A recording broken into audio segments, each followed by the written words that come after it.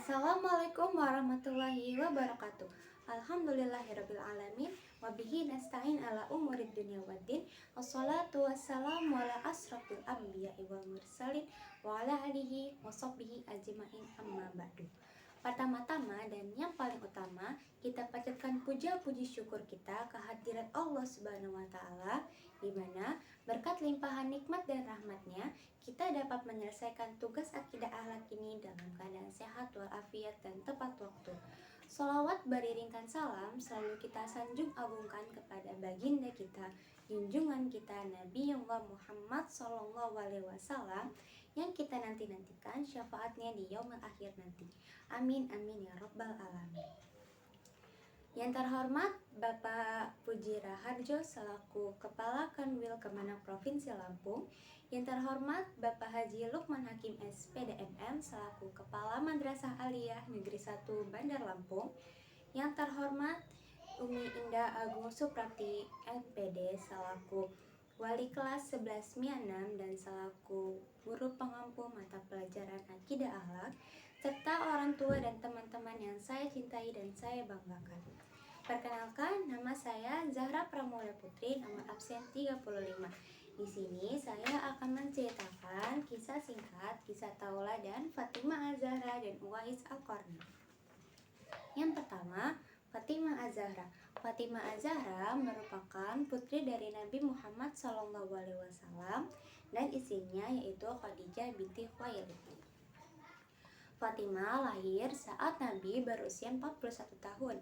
Ia lahir pada tanggal 20 Jumadil Akhir atau 18 tahun sebelum hijrah atau 5 tahun kenabian.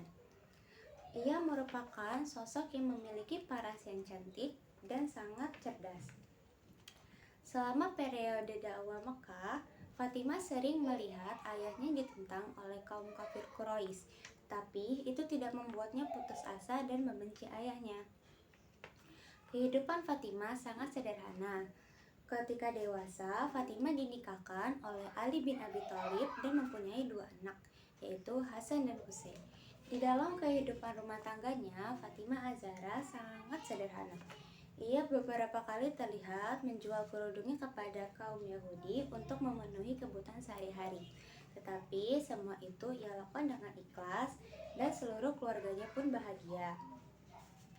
Fatimah merupakan sosok yang cerdas. Ia juga memiliki julukan yaitu Az-Zuhra yang artinya cemerlang. Fatimah merupakan sosok yang rendah hati. Walaupun ia merupakan anak dari orang yang disegani, ia tetap rendah hati dan tidak sombong. Ia juga merupakan sosok istri yang taat dan patuh kepada suami dan tidak banyak menuntut suaminya, serta selalu mendukung perjuangan suami dan ayahnya. Yang kedua, ada Uwais Al-Qarni. Uwais Al-Qarni merupakan seorang penduduk yang berasal dari Yaman, dari desa Qon, dan dari kabilah Murad. Uwais Al-Qarni merupakan seorang anak yatim.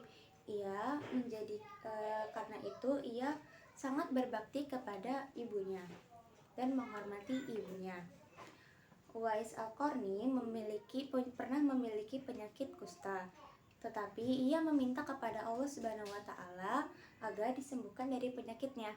Setelah penyakitnya sembuh, penyakit kustanya itu meninggalkan bekas sebesar 1 dirham di kedua lengannya. Uwais Al-Qarni merupakan sosok yang sederhana dan mandiri.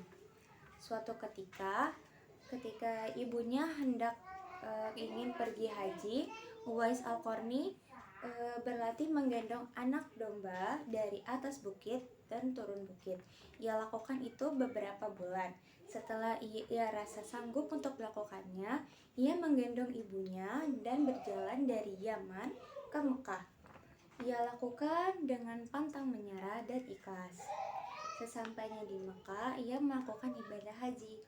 Saat masuk ke dalam rombongan jamaah haji, tiba-tiba ia didatangi oleh Umar bin Khattab dan ia bertanya beberapa hal perihal Uwais Al-Qarni. Ia bertanya tentang nama, asal desa, asal kabilah, seorang anak yatim piatu atau bukan, dan memiliki berdusta atau tidak.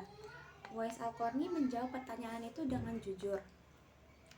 Lalu Umar bin Khattab berbicara kepada Uwais Al-Qarni, "Wahai Uwais, mohonkanlah ampun untukku kepada Allah Subhanahu wa taala." Seorang Amirul Mukminin meminta tolong agar Uwais Al-Qarni meminta ampunan untuknya kepada Allah. Ia berkata kalau Uwais Al-Qarni merupakan orang yang diceritakan oleh Rasulullah. Umar bin Khattab pun menawari beberapa fasilitas dan menawari wali kota untuk mempermudah urusan Uwais Al-Qarni. Tetapi Uwais menolak dan ia ingin hidup sederhana dan diperlakukan sebagai mana mestinya, yaitu sebagai rakyat biasa dan tidak ingin dibedakan. Selama hidupnya, Uwais Al-Qarni menghabiskan sebagian besar hidupnya untuk merawat ibunya dan menghormati ibunya. Ibunya yang sudah tua dan sakit-sakitan ia jaga dengan sepenuh hati. Walaupun hidup dalam kemiskinan dan tidak bergelimang harta, Uwais Al-Qarni sangat pantang menyerah dan tidak mudah putus asa. Ujian yang diterima dia selama hidup dia jalani dengan ikhlas. Dari kedua kisah tersebut kita dapat mengambil contoh sikap. Yang pertama, Fatimah Az-Zahra memiliki sikap rendah hati, bersahaja, dan cerdas. Yang kedua, Uwais Al-Qarni memiliki sifat sederhana, mandiri, dan jujur. Dari kedua tokoh tersebut, semoga kita dapat menjadikan mereka suri teladan terbaik. Sekian dari saya. Jika ada kesalahan, saya mohon maaf, dan kepada Allah saya mohon ampun. Wabillahi taufiq wal hidayah, wa ridha wa inayah. Wassalamualaikum warahmatullahi wabarakatuh.